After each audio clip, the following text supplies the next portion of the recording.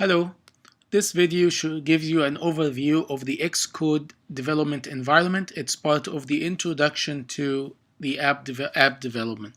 When you Xcode is a free software that you download from the Mac Store on your Mac, and it has this icon so you can see it from here. Once you download it and install it, you can open it, and when you open it, comes to that launch screen. If you have any previous projects, it will be listed here. If not, you can start with Xcode by creating a new project. We will just do a test project here. I wanted to, in this video, show you an overview of Xcode, and we will work on projects in later video. So let's say click on new Xcode project, and Xcode is a very helpful integrated development environment. By helpful, I mean that it gives you lots of templates, lots of suggestions. There are many different things that it can do for you. And the more you learn about what Xcode can do for you, the more you make your development process efficient and quick and hopefully accurate. An integrated development environment, as the name suggests, it does everything that you need to do. It helps you create the user interface, it helps you create the application intelligence, the application data, manage the application file, build the code that is needed to build the bundle to be installed on a device, and help you manage the upload to the App Store as well. That's what integrated environment means. So it is busy, so many different things, but we'll take it step by step, and there are some essentials that I'll go over, and then as you the more you give yourself time to learn more about it, the better you will be. When you open, it asks you to choose a template for your new project. Every app that you develop will be a project. Think about the app in production, which means the app on your phone. So when you open your phone or device, you will see multiple apps. These are all called apps in production environment. And think about development environment. What we're doing here is development environment. So we call the app a project, and there will be many different files that then group together in one bundle when you put it in production.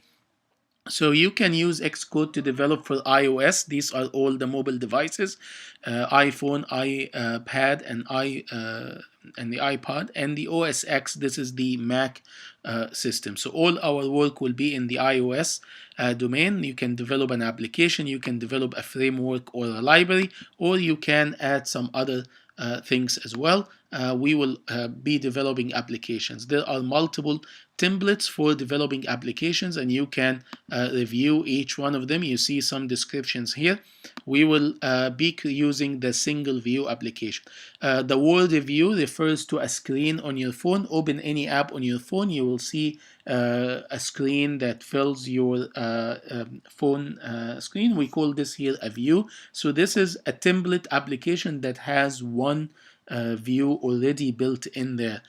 So this is always going to be the template that we use. Then you click next. It asks you for some information. The product name is the name of your application. Let's use test here for example. And then the organization name, that will be the company you work for. If you are doing this for yourself, then give it any name you want.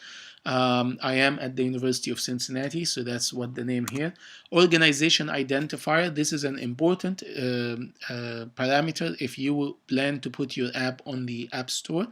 It is common to use the reverse of the URL of your organization as the identifier. So here I'm using the university URL.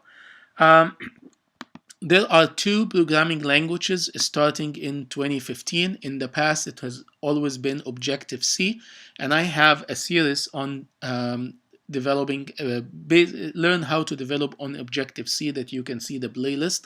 And in this series, we're going to be using Swift, so always come on the language and select Swift. Devices, you can do iPhone, iPad, and Universal. The big difference is in the storyboard or the user interface design, so we'll stay with iPhone. However, switching from iPhone to the iPad, it's just a matter of sizing and so on.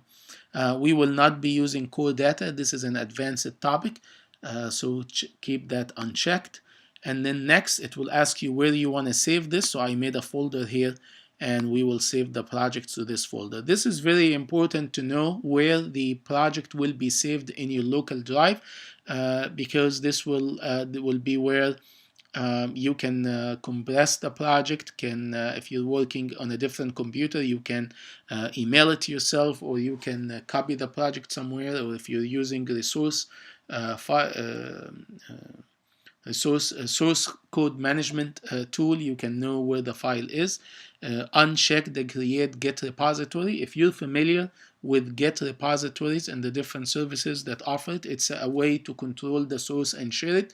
If you're familiar with it, check that, and you can set up Xcode to use it. If not, uncheck create get repository and then say create. Once created, Xcode come to you with its three main areas. On the left is the project navigation area. On the right is what's called utility area, and in the middle is the editing area. Every project, depending on its type, will display a different editing area. So here we're selecting the project file. So you see the project configuration area where you can edit different configurations about your project.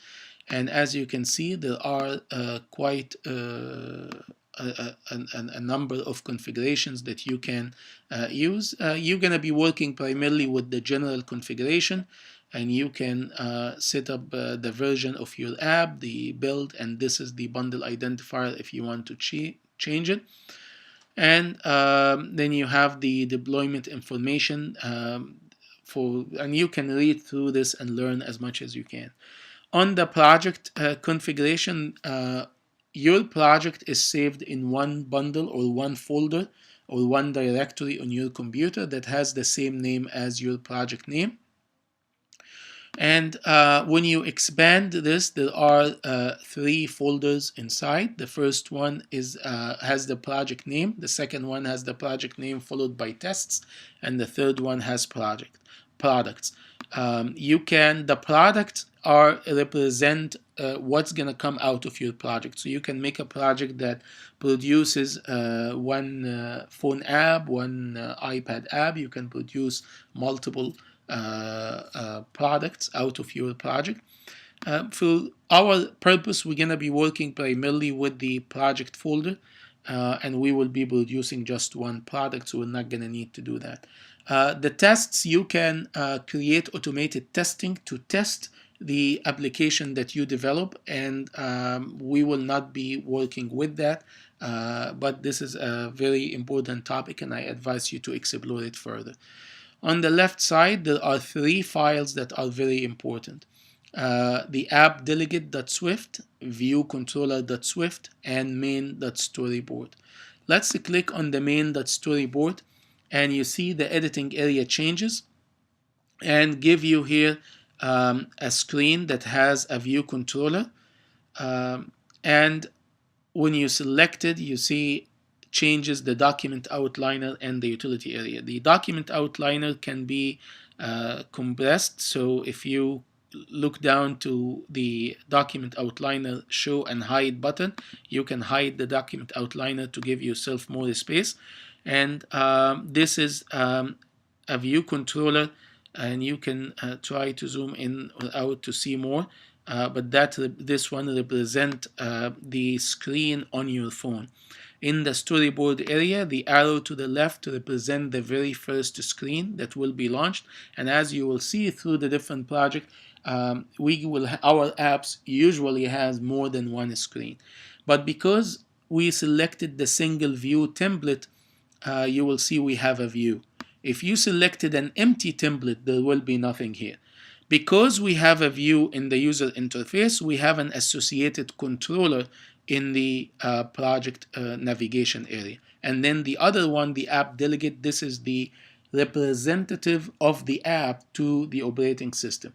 All the apps on your phone or on your tablet, they run within the operating system. So every app has a representative that communicates on behalf of the app with the operating system. This file is that representative, and you can put information in there. Finally, launch screen, which is a new addition. This is when the app loads, it will generate a launch screen, so you can modify this the way you want. And image assets, if you want assets for your app, like the app icons and so on, you set those up in here, and we will not be spending much time on that. You can pick those up on your own. In the utility area, there are two main areas divided horizontally. The lower part is common, and it has 4 different sections. Show file template library, show the code, and notice when you hover your mouse over each one of those icons, a tooltip comes up to give you some information. The one that we will use the most is the object library, which is give us access to the library of objects in the iOS platform. And then there is a media library if you have. In the project navigation, there's also some files like that I forgot to mention, and you can hover through them. In fact, in all Xcode, it's a well-designed development environment and has so many different tools. So you can, we're not going to cover all of them now, but it's important that you explore the majority of them. And as we go through the different projects, we'll learn different things.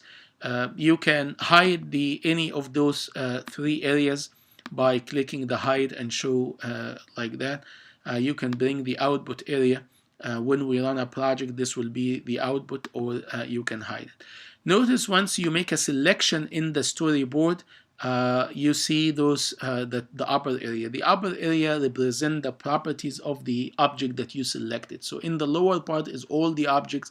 When you make a selection and add something to the storyboard, you can see quick help, you can see information about the project and the document, the identity inspector, and the attributes inspector. We'll be spending a lot of time on the attribute inspector. There is also the size inspector and the the connection inspector. The menu of Xcode, which is not showing in the video, you'll see the traditional menu, and you're probably familiar with those. The most important one that I want to draw your attention to is the help. In the help, there is the documentation and API reference. This will be our friend throughout this process, as it will allow us to learn more about all the different objects. So if I type, for instance, we see here the word view controller, and you can see different information, and when you click on it, it brings the reference to that view controller, and this will be very, very important as we go through the development of Xcode. So that's all about Xcode. Thank you, and in the next video we'll start on module 1.